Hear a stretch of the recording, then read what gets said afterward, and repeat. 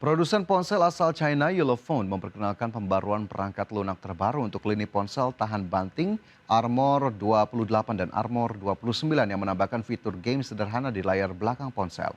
Langkah ini dimaksudkan untuk memperluas penggunaan perangkat dari alat kerja ekstrim menjadi perangkat yang relevan untuk interaksi santai sehari-hari.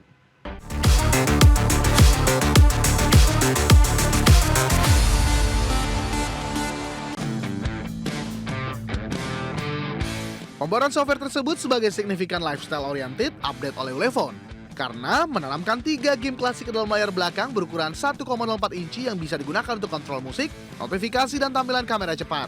Permainan seperti Roll the Dice membantu melempar dadu digital, Spin the Bottle menghadirkan versi digital dari permainan sosial santai, dan Lucky Roulette dirancang untuk memilih pemenang atau membagi tugas secara acak. Ketiga game ini berjalan di layar belakang yang terintegrasi dengan fitur shortcut hub, sehingga pengguna dapat mengakses fungsi utama ponsel tanpa menyalakan layar utama, mempertahankan konsep heads-up lifestyle agar tetap terhubung secara cepat tanpa terpaku pada layar besar ponsel. Yellowphone memamerkan fitur ini melalui video promosi, menegaskan bahwa ponsel Armor yang selama ini identik dengan ketangguhan fisik, kini juga bisa menghadirkan pengalaman lifestyle yang lebih santai dan interaktif bagi pengguna. Pembaruan ini digulirkan secara bertahap kepada pengguna Armor 28 dan Armor 29 di berbagai wilayah. Secara keseluruhan, pembaruan game di ponsel tangguh Yellowphone ini mencerminkan upaya produsen untuk menyatukan ketangguhan fisik dengan pengalaman digital yang santai, sehingga perangkat Armor tidak hanya cocok untuk medan berat dan pekerjaan ekstrim, tetapi juga relevan dalam momen hiburan santai sehari-hari. Berbagai sumber IDX Channel. Pemirsa, Chief Investment Officer Danantara Indonesia Pandu Syahrir menegaskan Danantara secara rutin melakukan pembelian saham di Bursa Efek Indonesia. Saham yang dibeli tidak hanya saham BUMN tetapi juga saham emiten lain yang memiliki fundamental kuat. Badan Pengelola Investasi Danantara Indonesia menyatakan hingga saat ini terus melakukan akumulasi saham di Bursa Efek Indonesia sebagai bagian dari strategi investasi jangka panjang. Chief Investment Officer BP Danantara Indonesia Pandu Syahrir menjelaskan saham yang dibeli tidak terbatas pada saham badan usaha milik negara.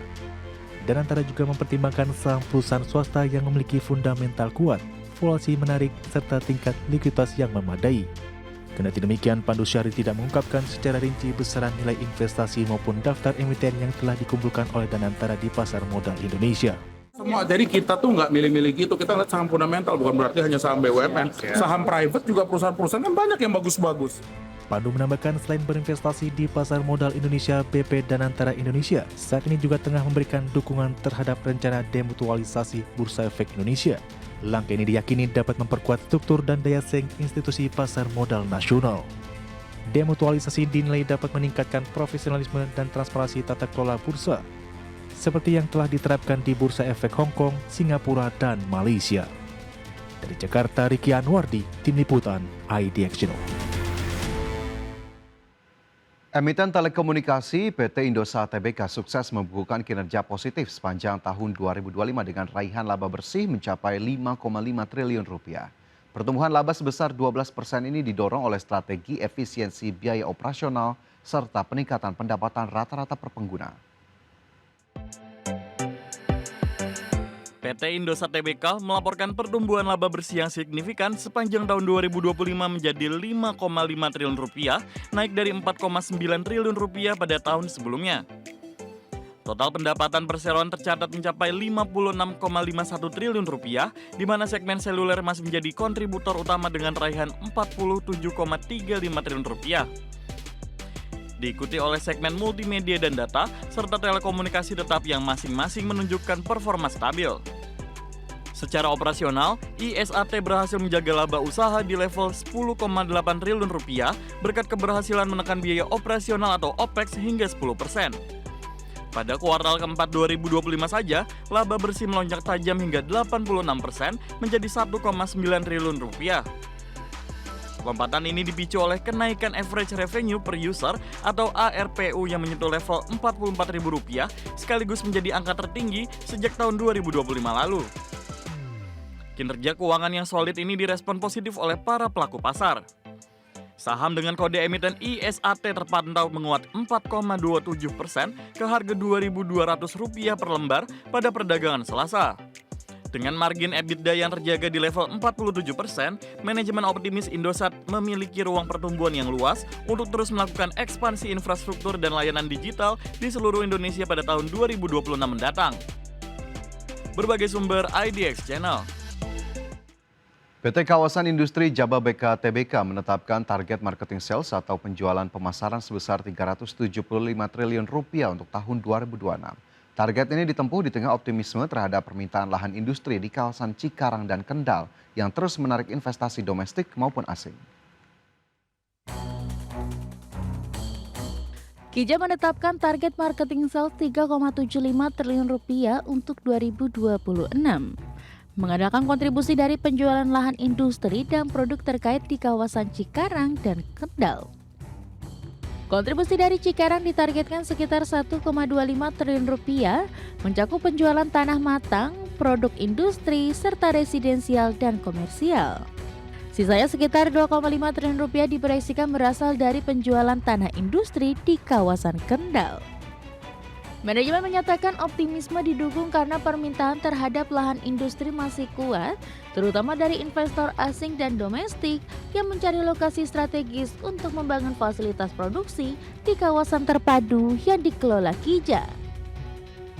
Strategi ini sekaligus menjadi respon atas capaian positif tahun sebelumnya, di mana Kija mencatat realisasi marketing sales sepanjang 2025 sekitar Rp3,6 triliun, lebih tinggi dari target awal dan menunjukkan daya tarik kawasan industri yang tetap kuat. Dengan target baru ini, Kija berharap bisa mempertahankan momentum pertumbuhan dan memperkuat posisinya dalam industri properti, kawasan industri nasional, sambil memanfaatkan tren investasi dan relokasi pabrik ke lokasi fasilitas terintegrasi. Secara keseluruhan, target marketing sales Rp3,75 triliun mencerminkan optimisme Kija dalam meningkat peluang investasi dan aktivitas industri yang terus meningkat, sekaligus memperkuat fundamental perusahaan di tengah dinamika ekonomi global. Berbagai sumber IDX Channel.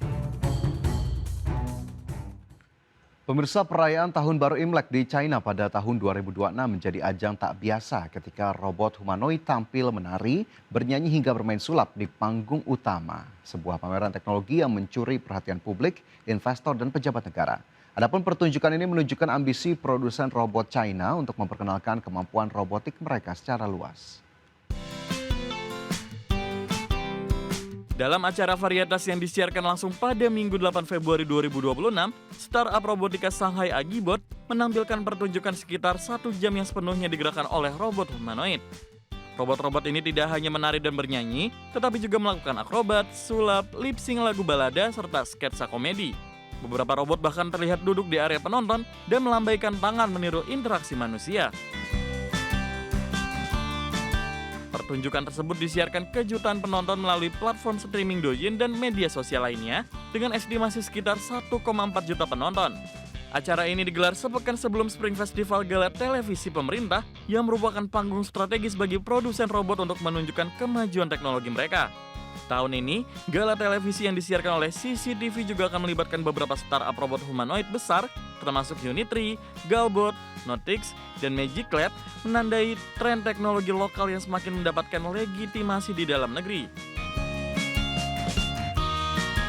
Para pembuat robot menganggap panggung hiburan seperti ini bukan sekedar tontonan, tetapi kesempatan untuk menarik investasi dan memperluas pasar robotik ke pendidikan, industri, dan penggunaan komersial lainnya. Secara keseluruhan, pertunjukan robot ini mencerminkan bagaimana teknologi budaya tradisional dapat berpadu, sekaligus menjadi simbol ambisi Cina untuk mendorong inovasi robotika ke panggung global. Menjadikan robot bukan hanya alat industri, tetapi juga ikon hiburan dan teknologi masa depan. Berbagai sumber IDX Channel.